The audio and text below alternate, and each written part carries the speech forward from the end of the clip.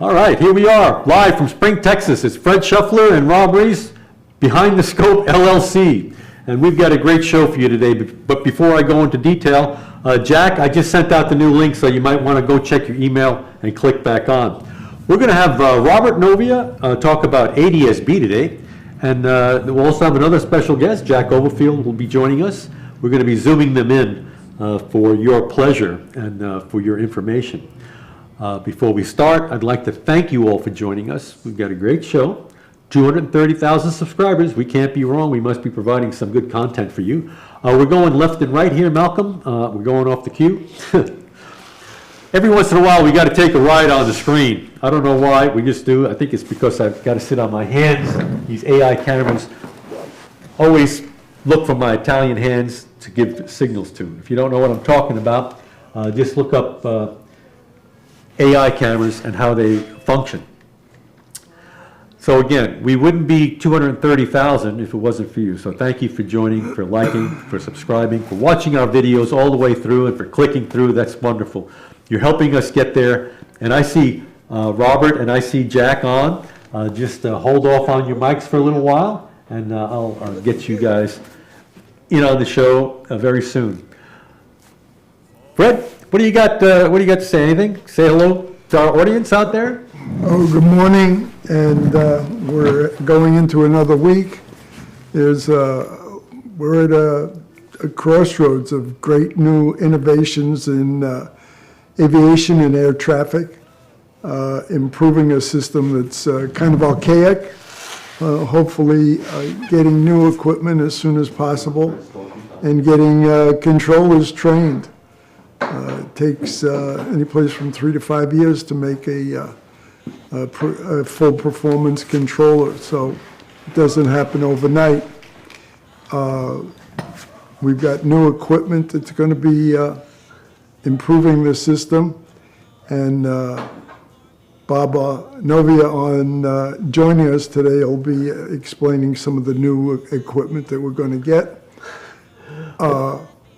Also, just looking at the whole industry, we've got some special areas that are growing. The whole Dubai area is going to become a huge manufacturing and production area in the future. And they're refurbishing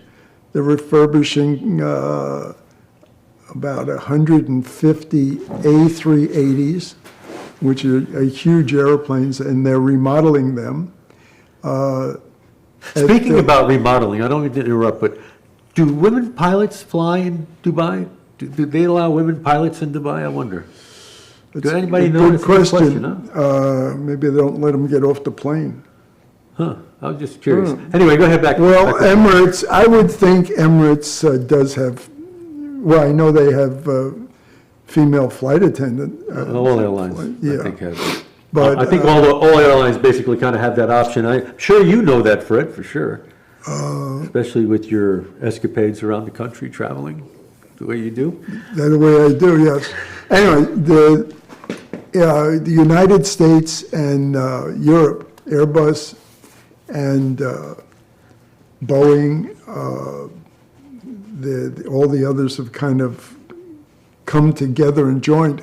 But now it seems that the Dubai area, first they built that incredible city, and now they're building more and more industries around it, including aviation, with a huge fleet of new aircraft flying all over the world. Yeah, it's amazing what money can do, huh? And they got a lot of money, yeah. They got the Sheikh Khalif Tower, the tallest building in the world, I guess. And they, what's his name? Tom Cruise. Didn't he jump off that in one of his Mission Impossible movies? I think he was in one of those. They took the window out and he ran down the side of it trying to chase a bad guy. I mean, Tom Cruise, whenever you see him in a movie, he's got to run for sure, right? I mean, the guy's in shape, let's face it. He's almost in as good a shape as me. But besides that, yeah, Tom, I said that if you're out there, stop on by, we'll go one-on-one, see how we do, okay?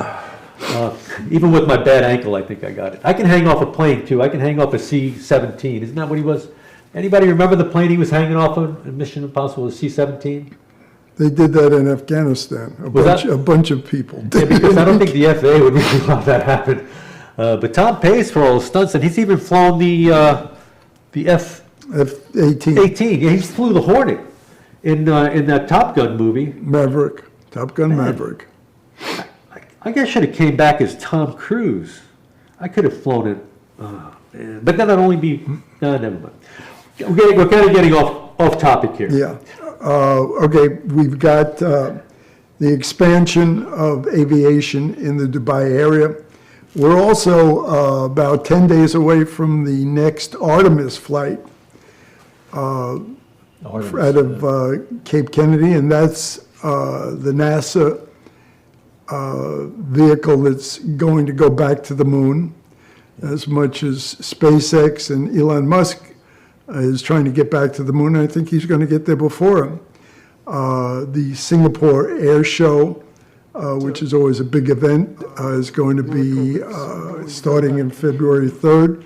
In case anybody's got nothing to do, they can probably get you in at Singapore Air Show, which will be quite amazing. One other thing are Jet Zero aircraft, the blended wing, will have its debut at the Farnborough Air Show in September, in September, which will be amazing for the whole industry and for aviation.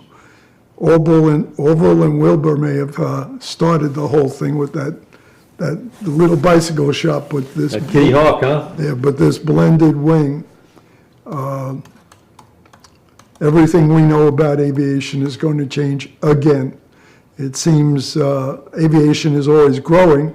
I was just looking at something this morning, the B-58, and those of you that remember that aircraft, its maiden flight was in 1956. I was 10 years old, so imagine how old he was. Oh, yeah.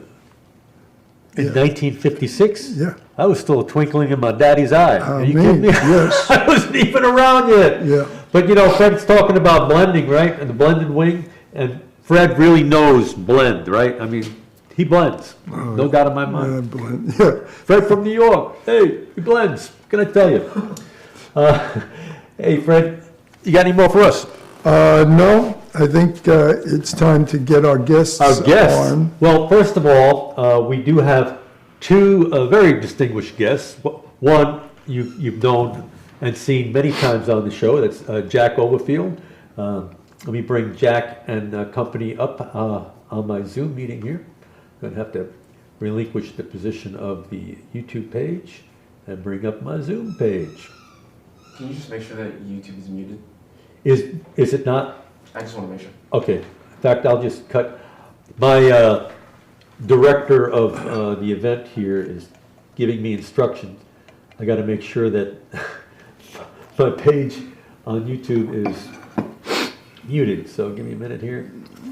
In fact, I'm just going to come off of it altogether because we don't need that. We're already on it on the big machine. So Jack, you're going to be front and center here for a second. So you get to say hello to everybody. Let me get a view going. Gallery. So go ahead and say hello, Jack. Jack, you're going to be front and center here for a second. So you get to say hello to everybody. Let me get a view going. We may hear him, but he doesn't. Yeah, it's a delay. It's a 20-minute delay. 20-second delay. Hello, good morning, everybody. That's good enough, Jack. Thank you very much. Now we're going to go. Now we're going to go on to Robert Novia. So I'd like to introduce. Thank you, Jack. All kidding aside, thank you very much. But we're gonna bring on Robert Novia. Robert Novia, air traffic control specialist, air traffic control operations manager, supervisor. Hey gang, good afternoon. He has worked many operational situation in the Gulf of Mexico, but his expertise about ADSB is what I've invited him on the show to talk about. Now, Robert, we've got about a 20-second delay between me talking and you talking, so just keep that in mind. If you can anticipate questions, just go ahead and talk extemporaneously. But without further ado, I'd like to bring you Robert Novia to talk about ADSB. So, Big Rob, tell us all you know.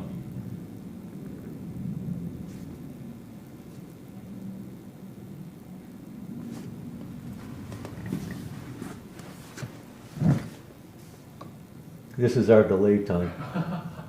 Yeah. This is crazy. Can't make it any faster. That's longer than 20 seconds. Yeah. 20 minutes? No, 20 seconds. Get it, Robert.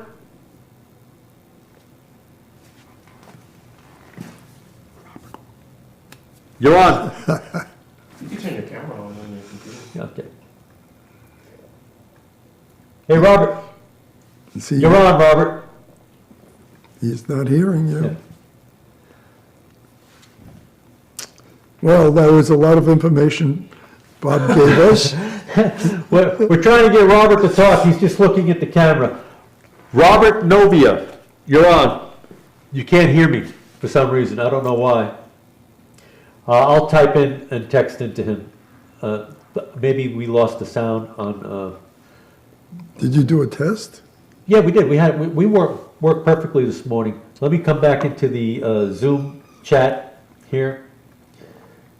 While we're waiting, Yeah, go ahead. everyone, you may notice this wonderful coffee cup that I've been drinking out of.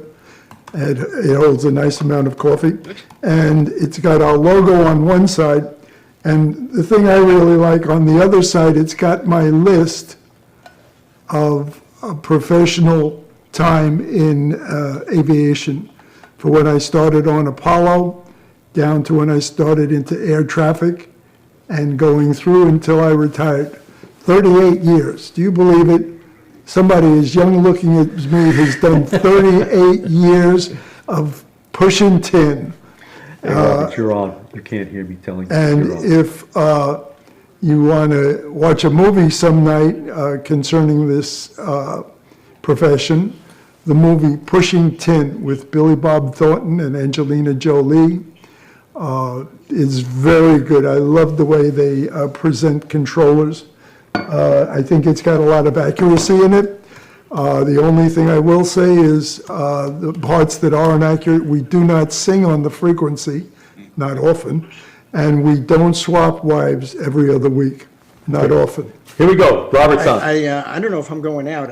I can barely hear a whisper from what Robert is saying.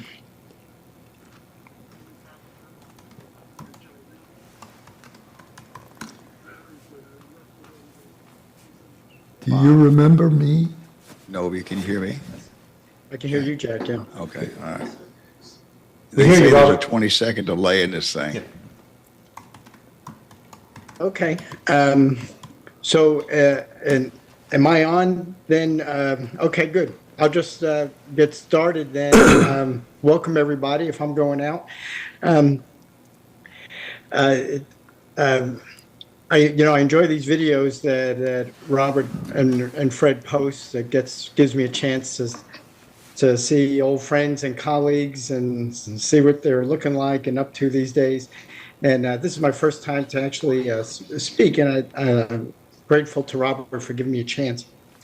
So, given that it was my prerogative what to talk about, for those that know me and lost track of where I've been, after my years in Houston Center, I went up to DC and I was primarily involved in two major programs, one being ADSB and one being New York Airspace Redesign. And then I finished up my career out in Seattle. But given that it was my choice of what to talk about, I do want to talk about ADSB. I think most folks by now are familiar to some degree with ADSB. I want to talk a little bit about the history and some of the technical features without hopefully making you suffer with too much boring technical stuff. But it was actually 1999 that in Alaska there was a program called Capstone, and Capstone was looking at the Alaska aviation world, and it was trying to make things safe. In Alaska, there were fatal accidents every other day. As most people know, there's not really a road infrastructure to so many villages that need to be reached, either with perishable food or medical supplies or medevacs, and the weather being that Alaska is sort of a hostile place weather-wise, aviation was the only answer, and VFR wasn't often available. So ADSB was thought to be one of the answers to making things more safe and making airports more accessible to aircraft. And for those that don't know, a quick elementary lesson on ADSB. The acronym, the A stands for automatic, meaning that it's not a radar interrogating a transponder. There's no action needed for the pilot. It just automatically feeds the aircraft's navigation system, feeds the automation ground-based transceiver on the ground, and that's how you can surveil an aircraft or uplink information to the aircraft. The D stands for dependent, and dependent in that it relies on the aircraft's avionics and its navigation, essentially its GPS system. The S is surveillance because it's primarily used as a surveillance tool, and broadcast in that it broadcasts out a bunch of different pieces of critical information on the aircraft, its speed and its heading and of course its position, and it does so every second. So typical radar sweeps, a long-range radar could be 10 to 12 seconds per sweep. Terminal radar faster, of course, but ADSB every second. So on a radar display, you could almost see continuous motion of the aircraft. Surveillance quality is significantly higher. So for Capstone, they use it for two purposes. One, when airplanes were flying well beyond radar coverage, they essentially paid for the avionics for many operators in Alaska, they being the government, the FAA, and set up Anchorage Center with the ability to take in that information. And it gave the Alaska operators the benefit of seeing a bunch of different things. They had better situational awareness with terrain. A lot of the accidents were attributable to something called CFIT, controlled flight into terrain, where a grayish obscure sky would blend in with a snowy mountain, and they wouldn't realize that they were at an altitude that wouldn't clear the terrain, and aircraft would just fly right into the mountain in controlled flight. But with ADSB, you can uplink terrain information so they know exactly where they can see a mountain coming up on their display and know what they have to do to stay clear. They can also get other weather information, traffic displays, see other traffic, and Anchorage Center also could get information to provide better services. So it enabled aircraft in Alaska to get to destinations in IFR conditions, and it almost overnight dramatically reduced the number of fatal accidents in Alaska. So because of the success with the Alaska Capstone project, it essentially went from 1999 to 2006, and then in 2006, ADSB was funded to become a national program to integrate into the whole system, and so that's when the program was founded, and that's the same time that I arrived in DC, and I got assigned to this program as one of the program leaders, and I got integrally involved. And where it became interesting to Houston Center, the program had made a decision that they were going to implement ADSB at 4 key sites in the NAS to validate assumptions and work out bugs and such. And for the ERAM platform, Houston Center was an easy win to be the key site because Houston Center had a very unique operation, and that is the Gulf of Mexico operation, both for high altitude air carriers and the low altitude helicopters. I think most know that there's thousands of oil platforms out in the Gulf, and helicopters transport crews and equipment to some 4,000 oil platforms often. And normally they do that in VFR, but when the weather is down, they still need to get out there. And the services that Houston Center would provide would be very slow in IFR conditions because it was a pure non-radar operation. And then at high altitude, transport crews and equipment. Why did we lose him? I'm getting some feedback. Robert, am I still going out? Okay. You're going out. Yes, yes.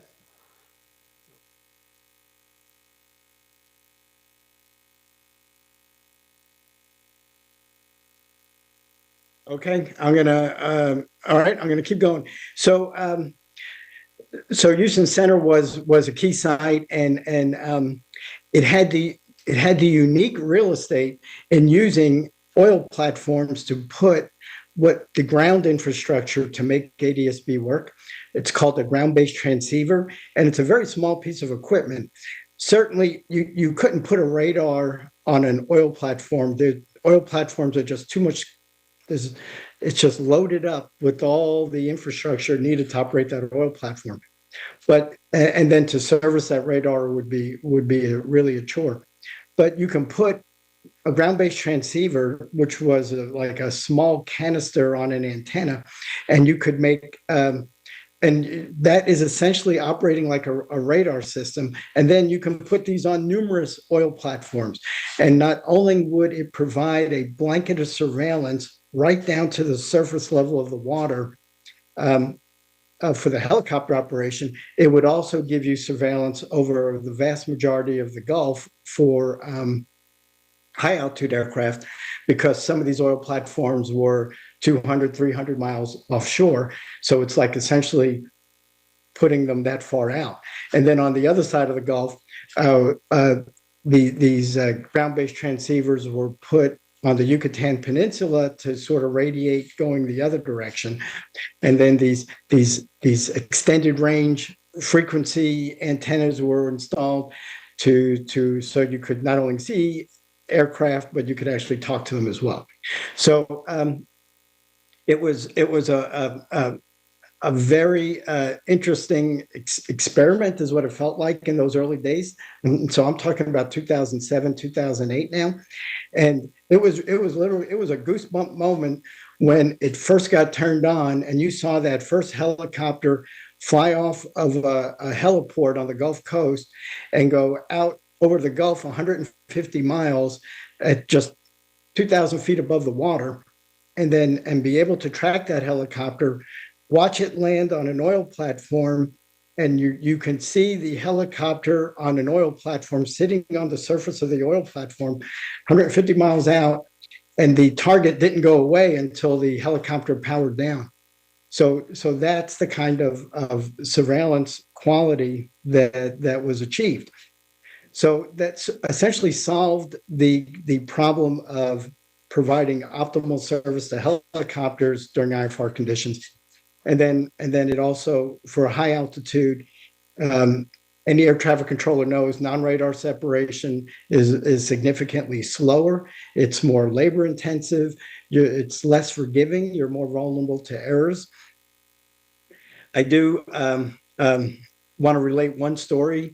Back in the 90s, I was a first-line supervisor in the Lake Charles specialty at Houston Center, and it was Christmas morning, and we had the basic holiday staffing situation, and traffic was very light, and we had 2 air carriers that were crossing out there in the middle of the Gulf, both non-radar, and a simple error of transferring a changed altitude on an airplane and writing on flight strips and carrying it to each fixed posting down the line, omitting one fixed posting enabled something pretty serious to happen, whereby the controller was showing one altitude for this aircraft when it was actually at another, and the 2 airplanes crossed out there in the middle of the Gulf, very little separation, and in fact, they both had to take evasive maneuvers out there. that kind of safety issue was completely eliminated once ADSB was turned on across the Gulf.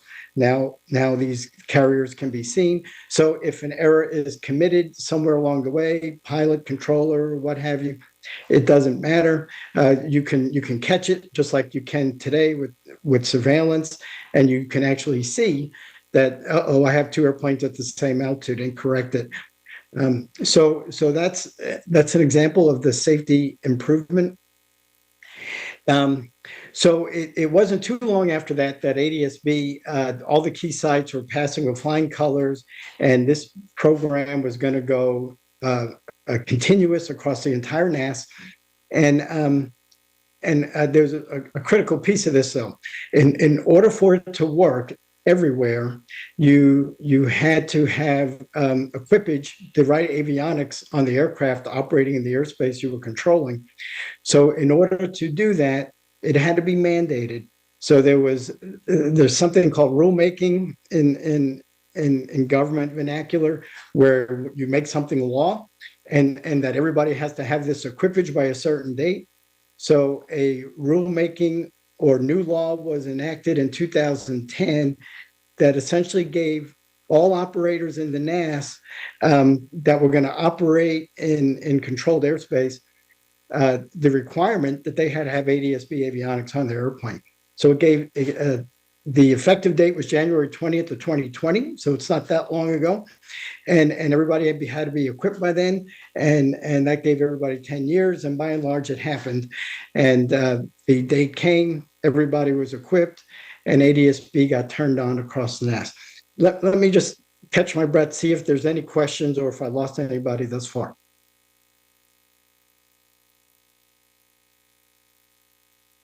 I don't know if you can hear me or not. If you can, All right. give me a thumbs up, all right? Not hearing anything. I'm gonna go on a little further.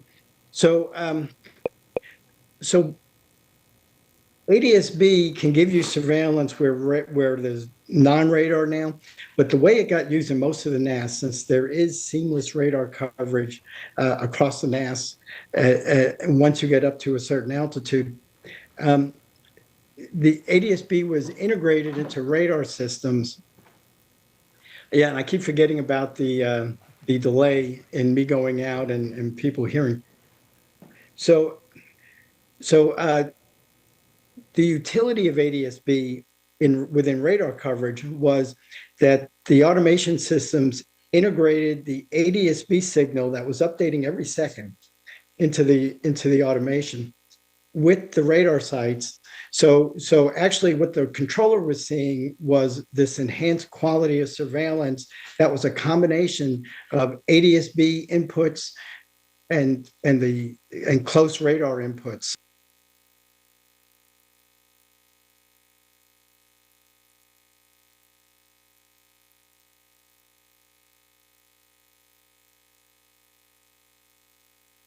Moment.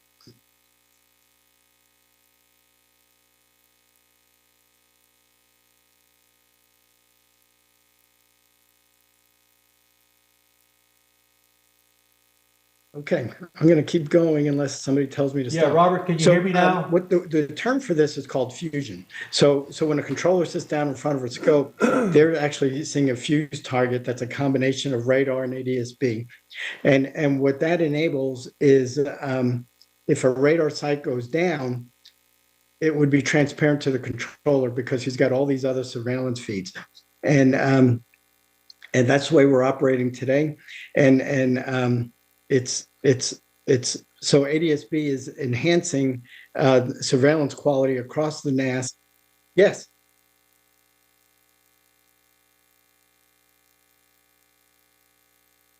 I've been trying to text you. I know you've been able to see the text at least, so it's all wonderful. And I love the way you explained the Gulf of Mexico, and the separation that they're using out there now is phenomenal. I remember those mornings, those Saturday mornings and Sunday mornings when we're launching all those aircraft to go down to Mexico, and we're backing them up 5 minutes in trail, and it's just exponential, 5, then 10, then 15, then 20. And before you know it, your 2-hour delay on an aircraft that should have been out the gate, in about 15 minutes at the most. going down to the Gulf of Mexico. So great advances, great safety features.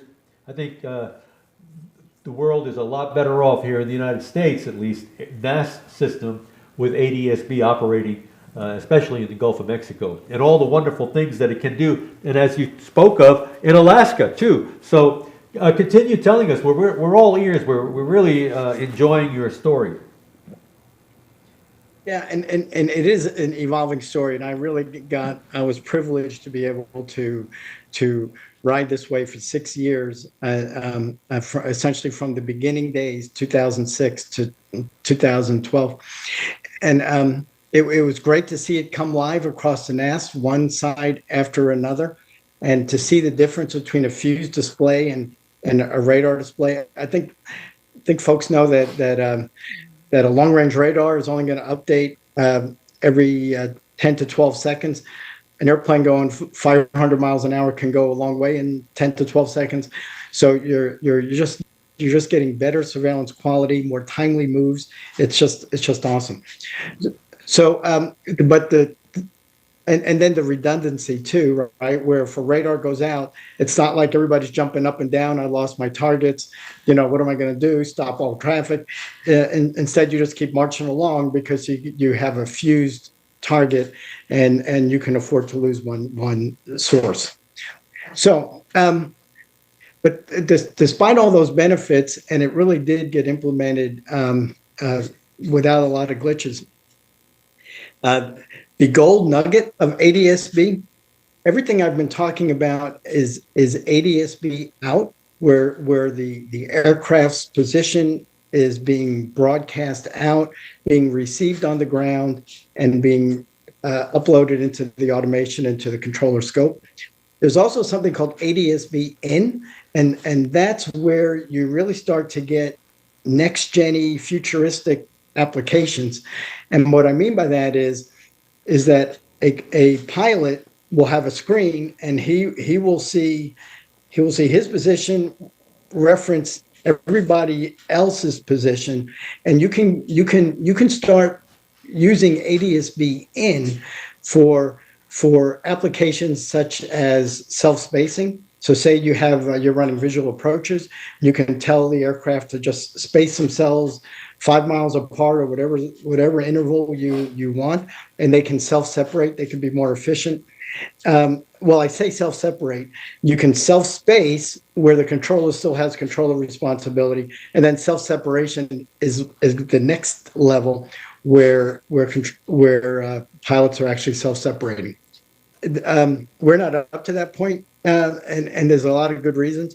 Number one, you need everybody to be equipped with it. You can't just have a couple out there doing one thing and then some others doing something else. ADSB in equipage is significantly more expensive than getting the avionics for ADSB out. So it's the business case to get everybody equipped. It's been tough because nobody wants to be an early equipper, because if the rest aren't on board, then they paid all that, they invested all that money without really getting the benefit because the other guy's not equipped. And the FAA has tried all kinds of different methods to try to get aircraft to equip. I was personally involved in trying to come up with a new philosophy called best equipped, best served. The controllers mostly know it's, first come, first served. And this was going to take it to best equipped, best served. Best equipped, best served. Okay, thank you. That was the thinking. And so, for ages, controllers would do first come, first served. Is there some way to give an advantage to that aircraft that was going to equip with ADSB in earlier, being early to incentivize equipage? It was tough to get traction on that because it makes the controller's life much more complicated if they have to provide one kind of service at one level of equipage versus another. So, and I think maybe I know why I'm being obscured. My chair is squeaking, so I'm going to stand up. You can get some oil from Venezuela maybe and put it on that to stop the squeaking. That's going to come in pretty cheap in the near future. I'll look for that. I'll look for that. Yeah. So, to be honest, I don't know what they've done the last several years since I've sort of got detached from the program and new people came on, but ADSB was a revolutionary technology, and it's hard to imagine going back to the legacy radar solely.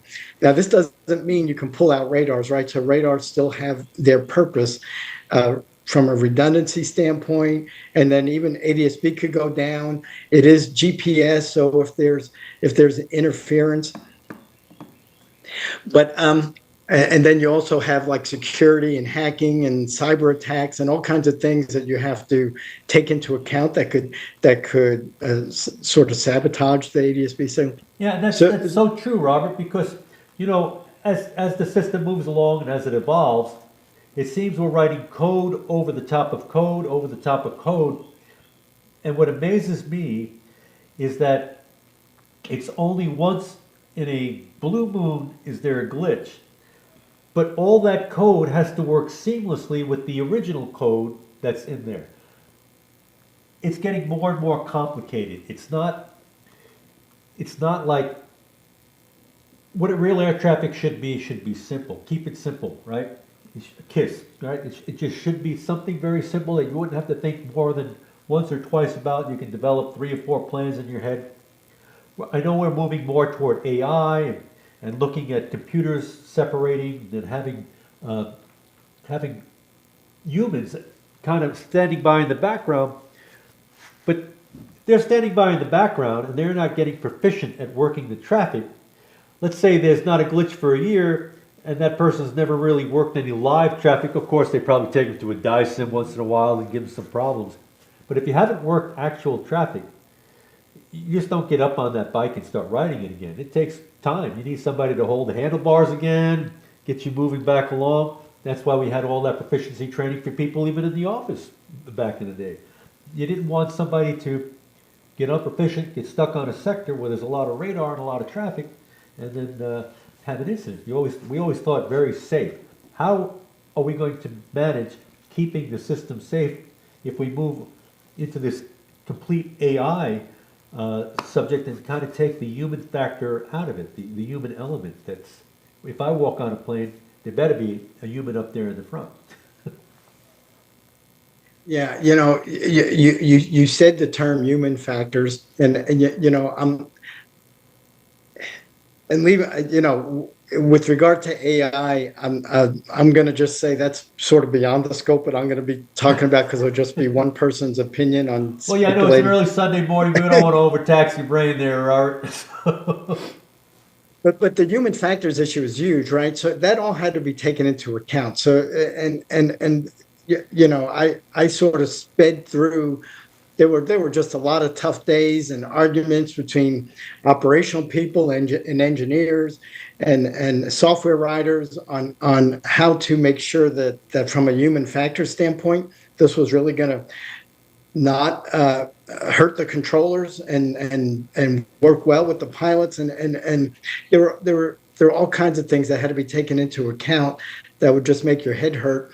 And but in order to bring a new technology to everyday use, you got to go through those pains of talking through every little detail. And I do, but if you want to talk about yet a higher level of advancement with ADSB, and this isn't in the AI arena, it's something called space-based ADSB, and I'm not talking about for space travel, but what space-based ADSB is, instead of the aircraft's avionics sending the ADSB out signal to a ground-based transceiver on the ground, it would actually upload it to a satellite, and then the satellite would download it to the ground. And when you do it that way, you can surveil the entire globe anywhere right to the surface. So if you think of I don't know if I'm going to get this call sign back. I know everybody knows of the event in 2014 that Malaysia aircraft 470 was it, and And so we think it went down somewhere in the Indian Ocean. If we had space-based ADSB surveillance, we could have showed where that aircraft splashed down, the pinpoint instantly. So if somebody would have said, "Where did that aircraft go down?" the controller could have said, "Right here," instantly. And is this technology that's way out in the future? No, where we have pockets where we're doing ADSB, space-based ADSB now. So we have the technology. It's very costly, and some service providers are adopting it, some aren't. The FAA has dabbled with it. They did a test case in the Caribbean, because if you fly from, say, Miami to Puerto Rico, or even Point South, Barbados, or Aruba, we have single thread radar coverage, but if one radar goes out, everything is lost. You have these big non-radar gaps going across the islands. So we thought, well, if we had ADSB coverage, or even space-based ADSB, let's try it for an airspace volume. So it works. Canada uses it, but it's just a matter of, is it worth the money for service providers around the globe to adopt and adapt a space-based ADSB? And the benefit would be you can see all airplanes around the globe, right down to the ground. There's a company called Aireon, and Aireon is one of the leading. I think they're a subsidiary of Iridium, and I'm going to drop one name in this. The program manager for ADSB back in the early days was a guy named Vinny Capizzuto, and Vinny Capizzuto saw this program through till 2014, and then he got poached by Aireon, and he went over there to lead that company to try to get space-based ADSB proliferated around the globe. And and there was a lot of momentum towards space-based ADSB in 2014 when that aircraft went down in the Indian Ocean that we still have not found, that searches now have been resurrected to try to find it again. But look how exhaustive the search has been for just this one aircraft. And we have the technology where that didn't have to happen. We could have watched it. Well, hey, can I ask a question? Yes, go ahead, Jack. Hey, am I too loud, or am I okay? No, you sound great. Okay, hey, Bob. For example, that Malaysian aircraft that Which Bob? disappeared, huh? Rob Reese or Robert Novia? Well, I'm everybody.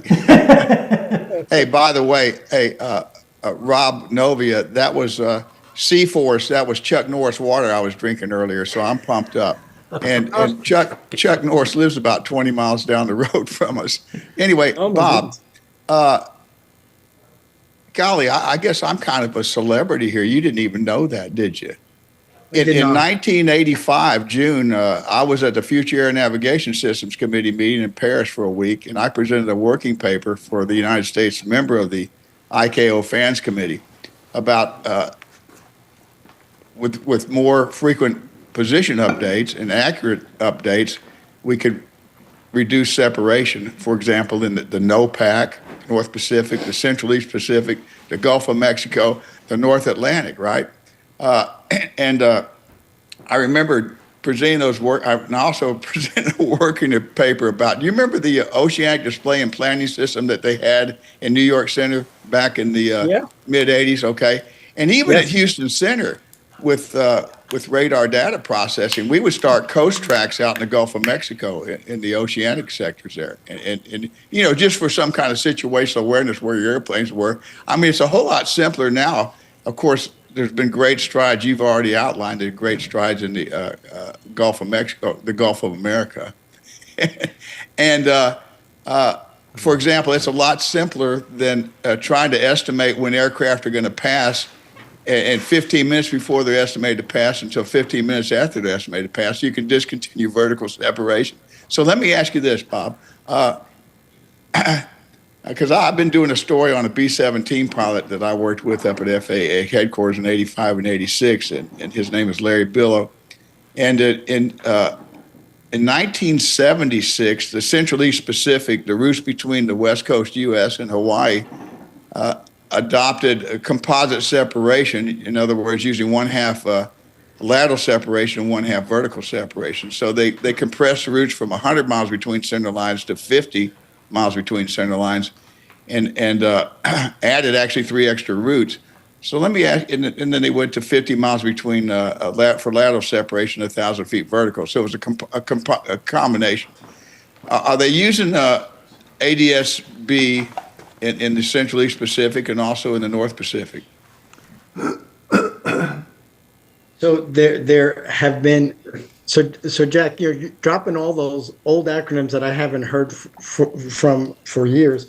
I didn't realize you had all those opportunities and that international background as well. So that's really cool. So the Pacific operation. So you would need, see, in the Gulf, we had real estate out in the water in the way of oil platforms.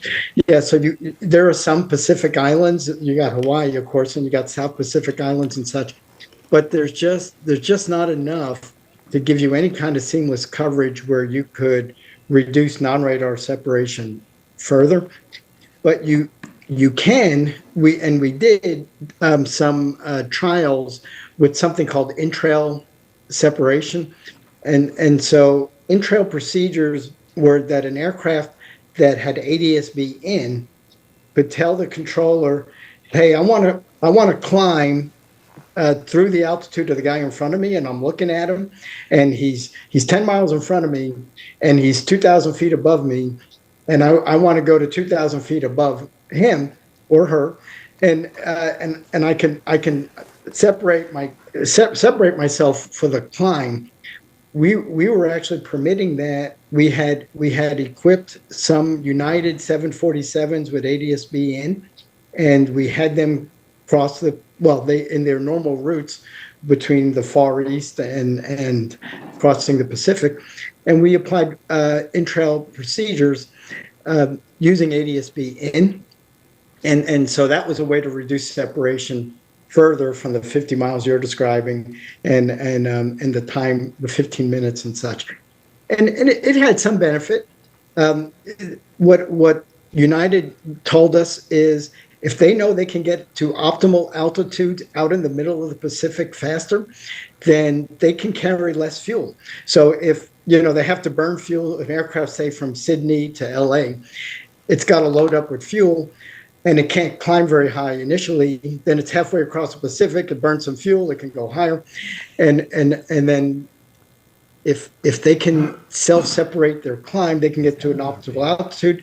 Then if they know that they can do that, they'll carry less fuel. And if they carry less fuel, then the cost and the fuel burn will go down because they're carrying less fuel to begin with. So there were some benefits there, but we don't have space-based ADSB across the Pacific where you could treat it like a surveilled environment, like radar coverage. So I guess the answer to that is no, we weren't able to do anything more than that in-trail procedure in the Pacific. Yeah. Hey, back in 1983, the Korean Airlines, I think it was 007, was shot down. You all remember that? Oh, yes. That And The Russians. they were departing Korea, Alaska, Japan. That was and they were Japan they were put on a Airlines. vector of 245 Russians shut heading, them down. and Jack, I think they that got was far. Japan Airlines. Huh? I think that might have been Japanese. Yeah, it was. Yeah, it was Japan. Yeah. Yeah, JAL 007. Thanks, Rob. Yeah, Rob Reese. Yeah. No problem. Reese's Pieces got you back. Or Rob Cruz Reese. But anyway, You're not going to let me live so that JAL 007, they were put on a vector 245, and then they got so far off their initial course that the INS system couldn't get them back on the course, and they just continued on their heading, and then they got well off course, like 250 miles. And then after that accident, of course they were shot down. And anyway, President Reagan announced that whenever the global positioning system became available and useful to the commercial flying business, that it would be made available. So it's kind of interesting that, of course, you know, in the case of the aircraft that disappeared in the Pacific somewhere, Bob, they could actually, Bob Novia and Bob Reese and Fred Shuffler, you know, I guess an aircraft could turn off their ADS-B out, and then they wouldn't know where they were anyway. I don't know that space-based ADS could surveil an airplane that doesn't have an ADS-B out. Could they, Bob Novia? No, So there's different things. So what a pilot can do easily is that they can turn off the ADS-B to a certain extent. They can turn off. So okay, you lose that. Hey, this is Malaysia 370, and this is the speed and some of the numbers. But there's a component of ADS-B. It's almost like a primary target that you can only turn off if a maintenance guy goes in the belly of the airplane and disconnects it. So you can't from the cockpit turn it off.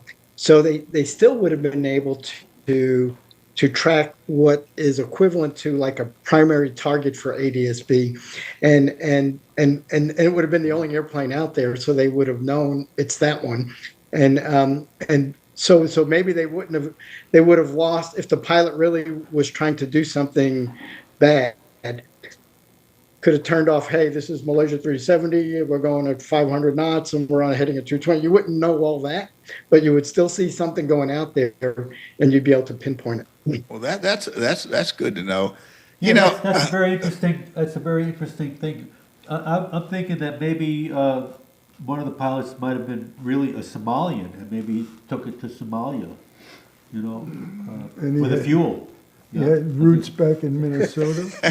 hey, by the way, This in that meeting in France in June of 1985, you know, you had a bunch of member states were there, and the meeting had it was in English, French, Spanish, and Russian. And of course, depending on what country you're from and what your native language was, they'd have earpieces on, and they had translators. But the French member to the Future Air Navigation Systems Committee name was Olivier Carrel. And he was quite a character because he was a sketch artist. And he did a sketch of me standing at the podium, given a working paper on the Oceanic Display and Planning System. And he called it, instead of ODAPS, he called it ODASP.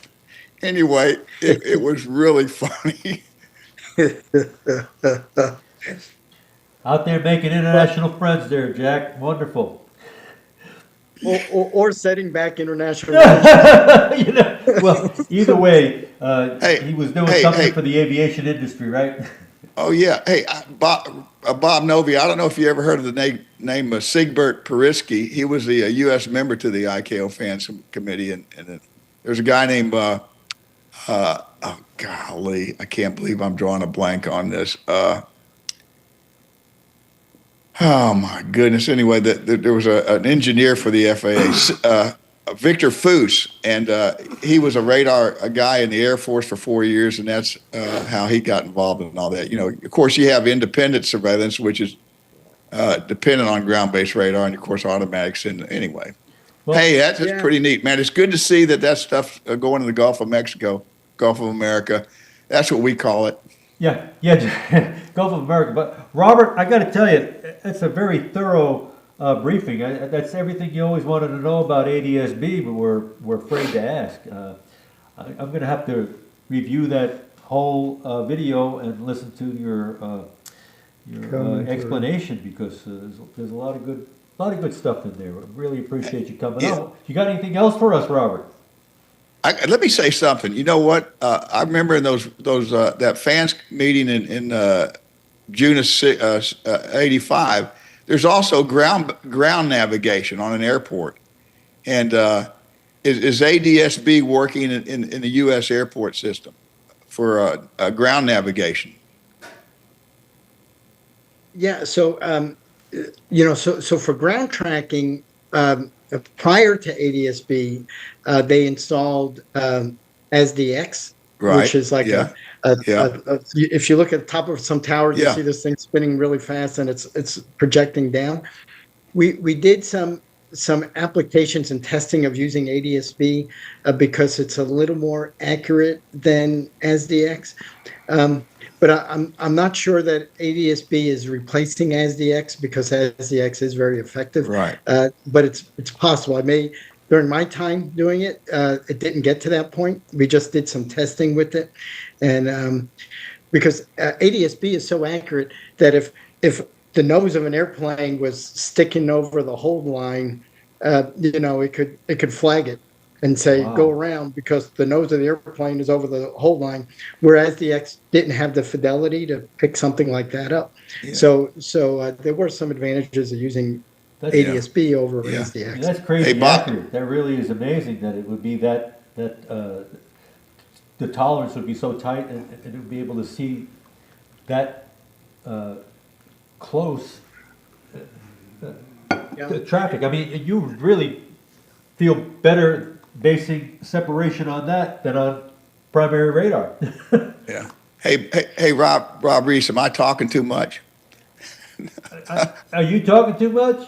I Yeah. don't know, Jack. You got two Well- ears. That's to listen twice as much as you talk. So what do you Well, think?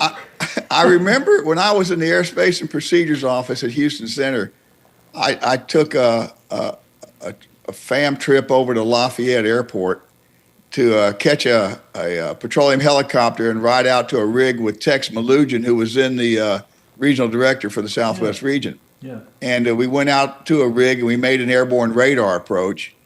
And I have let me make a comment first. And when I got back to Lafayette to fly back to Houston, the crew got lost taxiing at Lafayette Regional Airport in Lafayette, Louisiana, which was kind of interesting. But anyway, are they doing approaches, ADS approaches in the Gulf of America to those rigs?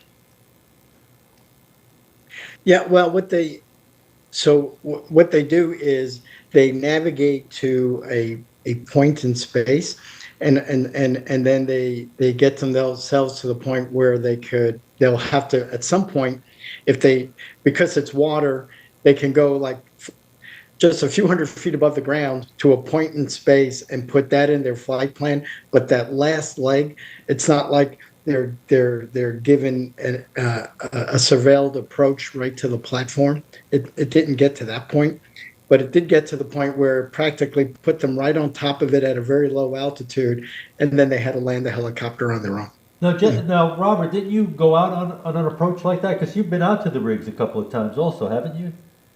No, I haven't actually been out on the rigs. I actually have a family member though that works on one of those platforms, and he has told me. So the way the workers and the crews on those platforms work, it's generally 2 weeks on, 2 weeks off. So when his 2 weeks was over, if it was IFR, there were times that he couldn't get back home, and the next shift for the next 2 weeks couldn't get out there. And, it was a huge hardship. So what was his name? they- Vito Fingers? And when he was doing that, was he making book on how much, what the odds were that he was going to make it back into town, or what? If it got really bad after a few days, they could send a ship out for him. But by the time they do that, a boat has to go 200 miles. That takes a few days. Yeah. And then you got to ride in heavy seas sometimes. And the way they get you from the platform to the ship is they put you in this little basket and they dangle you above the water.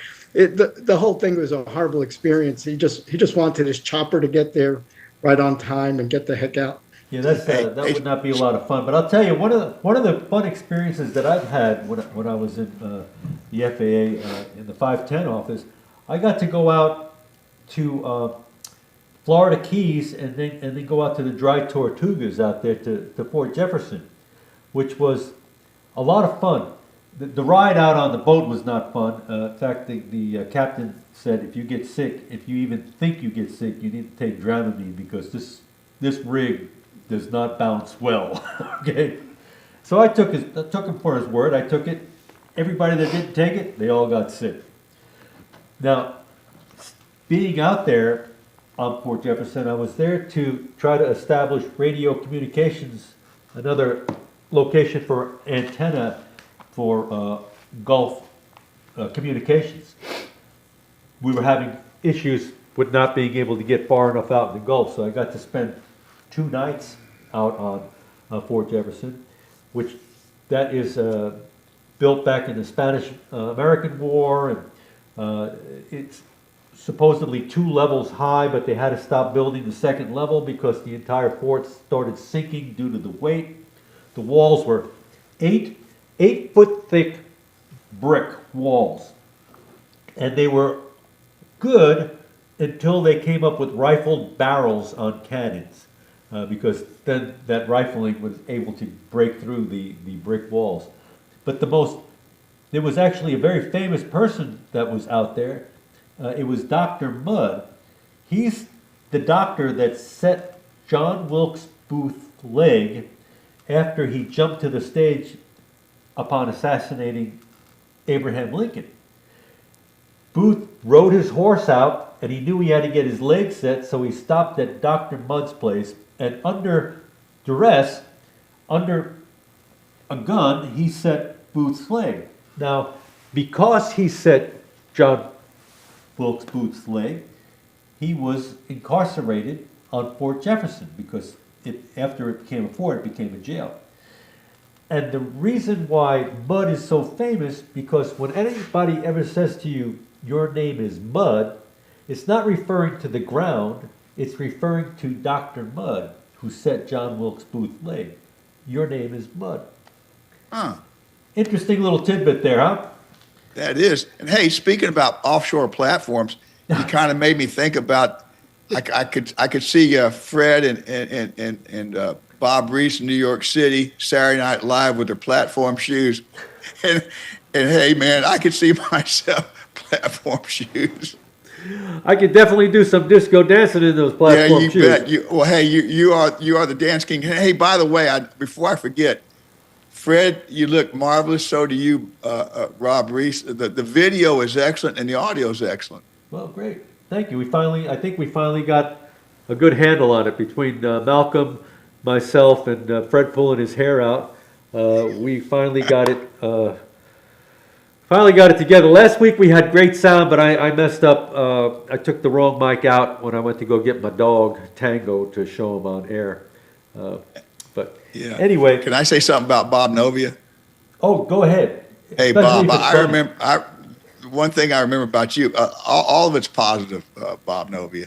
But one thing I remember about you, I don't know if you recall this, but I recall when you were an ops manager or area manager, I don't know what they were called at the time, but you had me in the office and you told me, Jack, what you're doing, keep doing what you're doing. I don't know if you remember that, and I really appreciated that. Well, one more thing I want to mention about Robert Novia is this is probably the first time he started to talk about a subject without a lead-in story. He would normally give you some kind of a lead-in about, I don't know, something completely outside of what we were going to originally talk about, just kind of break the ice. Nothing like that today, though, huh, Robert? No, well, I didn't know how the time constraints, but I found that that's effective to keep people engaged, and if they're like tuned out, then at least you tell them something odd of interest. Well, and then, I bet you it was because if you were the deliverer of bad news, you at least wanted to start something off a little light and on good faith. Yeah. Well, and I want to get a word. So first of all, Jack, you were always the jovial, pleasant. You had this pleasant look on your face. It was nice. There was a lot of sour faces in and around the work environment on bad days and stuff, but yours was never among them. And I always appreciated that. And I remember you giving a speech as somebody's going to a wake party, and you got to the podium, and I think you had like a blower or something, a leaf blower that you took up there at the podium. Am I remembering that right? I think maybe so. Yeah. But you always were you had this, you were the mid-comic relief in situations. And I really did appreciate you. And for Fred, I haven't laid eyes on you in quite a while, but if I passed you in the mall, I would say, man, I feel like you're frozen in time, Fred. You look exactly the way I remember you look. Well, thank you. I Hey, mean, we're it's- not still- It's hey, we're going not on still- probably 18 years, guys. Yeah. Hey, we're not still on the podcast, are we? Oh, we're still on yeah. the podcast. So before we go any further, I want to make a little toast to everybody here. So here's to cheating, stealing, and drinking. If you're going to cheat, may you cheat death. If you're going to steal, may you steal the one you love's heart. And if you're going to drink, may you drink with me. Cheers, everybody. Great toast. Between that and knowing what mud is all about, Robert, I appreciate your contributions. Well, I don't know anything about air traffic control, right? Hey, by the way, I got to be a huckster now. So out here, Malcolm, could you bring this in? Can you come in on me on this here? This amazing booklet right here will tell you everything you've always wanted to know about air traffic control, and it is up to date, okay? Stan Jorgensen was the original author of this. Fred and I took this and we brought it up to date. So if you want to know anything about ATC, it's in here. We also have these amazing cups. I know Fred talked about these amazing cups before, but look at this beauty, huh? You get our logo that shows you support us, and then who's sitting behind you or across from you, we will even put where you worked, how often you worked, if you even really worked, because it is a government job, where all those things took place, and they could be jealous of how much time you put in to get this amazing retirement that we have.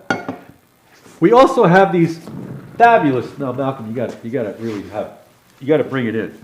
Okay, we got these amazing shirts. I mean, you could be sporting one of these behind the scope shirts, and you could be looking just like me right here. It pumps. I want to pump you up, like Hans and Franz, but even better. Look how slim it makes me. I'm really 230 pounds, and I look like a slim 168, don't I? I look like I work out, right? Hey, we need to give one of those shirts to Chuck Norris. I'm sorry, Jack, I couldn't hear that. Huh? I said we need to send one of those shirts to Chuck Norris because I go by that Seaforce water there across from the Lone Wolf Ranch, right there where they bottle that water, and I need to get a shirt and drop it off to him. And say, hey, give this to Chuck Norris.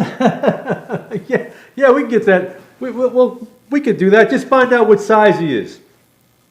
Okay. Small, medium, large, extra large. I'm sure he's not extra. I bet he's probably medium to large, Chuck. But things that you don't do with Chuck. We all know things that Chuck Norris can do, right? He doesn't do push-ups. He does push-downs, right? Right. And I saw a video with two 747s going wingtip to wingtip, and he did this major split. The guy is just incredible. He's a living legend. And if you're drinking his water, Jack, you don't do karate, do you? I tell you what, Cherie gave me a taste test. I said I can tell the difference, and she did a taste test and with about 4 different kinds of water, and I picked Chuck. I picked it up, and as a matter of fact, I did one with her, and she said it does taste better. Well, speaking about sponsors and all, we have one that's out there, Regal Jewelers. I like doing Regal Jeweler commercials. I put a lot of their stuff online. We normally do Birthstone Month. He's got a great line of custom jewelry. So if you're in the market for jewelry, make sure you look up Regal Jewelers out there off of West Rayford Sawdust. Good guy, quality craftsmanship, quality products, and you'll get a good deal, a real sharp pencil, good deal. Give it to us wholesale. No, not wholesale. Really? Hey, Fred, I come out You there. guys got to pay rent, If I come out and have a bagel there with you, Fred, will you take me over to Regal Jewelers? Because I'll go. Sure. Oh, yeah. It's not far. Okay. Not far. We'll get you out there to Regal Jewelers. I'll run a commercial before the end of the show, just before everybody leaves. But anyway, that's all I got. You got any more, Robert, or are you good? Yeah, no, I'm good. I got to get to town and see you guys in person, and maybe if I have more stories to tell, I want to do it in your studio there, Robert. I'd love to have you come out to the garage here, or we could go do Ellington Museum, or we could go down to the Hobby Air Museum. Any of those places are really good backgrounds for our show, and they enjoy having us out there. Because as soon as we went there, we became members. So we make our Hey, contribution, plus Novia. we do rent the site, we do pay for the site, and they are a good site, they're great people to be around. And if you haven't been to the Hobby Air Museum, and you haven't been to the Ellington, Texas Air Museum, you gotta go. They've got some exceptional airplanes at Ellington, and they've got some amazing memorabilia down at Hobby. And tell them we sent you, if you get to go, anybody out there. People don't realize how significant Houston was in the start of aviation, just a few years after Orville and Wilbur. Right, because we had all those people that say, hey, hold my beer, watch me do this. And they took off. They pressed the envelope out there. Well, anyway, I think that's about it. Jack, you got anything else for us? No, I'll try to get contact information to get a hold of Bob Novia after this program. Okay, very good. And Robert, I want to thank you for coming on the show. And we don't normally do this, but we'll get you a T-shirt or something, maybe a cup. And you did work in the FAA. If you want to send us where you worked, we could put that on the back of your cup. Yeah, well, I was going to say I do want one of each, a T-shirt and a cup, and I'm Well, sure you're only going to get one. The other ones you got to purchase, buddy. I mean, All right. Well, Bob, where did you start in the agency? In I Houston? started in '85. Yeah, but where, in 85? Okay. did you go to Lubbock? You went to Lubbock, Texas, right? Well, yeah. I mean, my story is I wanted to be a meteorologist. I studied weather, but then Reagan was freezing all the government hiring at the time. So with the controller strike, that was my foot in the door. But So what facility? Jacksonville Center. You went to Jacksonville, and then weren't you mistaken for like a terrorist one time? Or? Yeah, out in Lubbock, they were expecting a new student from Turkey in their graduate program, and when I got on the elevator to meet with my graduate advisor, he thought he was expecting two new students. I was one of them, but he thought I was the new guy from Turkey instead. So he looked at me in the elevator and he said, "How do you like America?" You should have said something back to him in Italian. What are you? Hey, va bene. All right, guys. Thank you so much for coming on the show. Love you guys. Like to hear some more from you later on. Drop us a comment for those that are watching. If you like the show, let us know you like the content, and keep Fred and I on our toes. We're going to have to go back out and record some more stories. So we're either going to rent out the Ellington Air Museum, we're going to go back to Hobby, or might come out to Corpus Christi or San Antonio, or even up to Oklahoma City, go do our interviews at Wiley Post Airport, because they want us to come up and do some stuff up there also. So if you're an instructor, former controller, even if you're a pilot, we'll have you on the show. We'd love to have you. We'll cross-examine you. You know what I mean? All in good faith. Okay, we won't make you look too foolish. I mean, we'll make you look good. Okay? And we really appreciate you coming on the show if you can. We're going to try and get the traffic reporter out here for Channel 2 News Chopper. And I'd like to get Daniel Flores to also come out, and maybe they can exchange some good whirlybird stories for us, okay? Hey, Bob, you just gave me an idea. I can check out here at College Station, Easterwood Airport, see if maybe they could give some space at Gate 12 over there. That there's a restaurant called Gate 12 there that, you can look out and see the parking space and the runways, and also they've got some interesting locations probably for. Anyway, I'll check. Sounds good. I'll have to, that's a good idea. Maybe if they'll let us come out, we can do something out there, because there are a lot of controllers up in that area that are retired, I believe, or in the general vicinity. So, Fred? It's been a good broadcast. Thank you for your help. Live long and prosper, and we'll see you next week. Spock. I didn't know I had Spock. Well, Fred and I really enjoyed doing the show. We love you guys. Remember to love everybody out there. Love Peace. you. Love you Get guys. back. Yeah. So. You guys All right. take care. Thank you very much for coming on the Bye-bye show, now. guys. Robert, Of course, of course. pleasure. Yeah, yeah. Adios.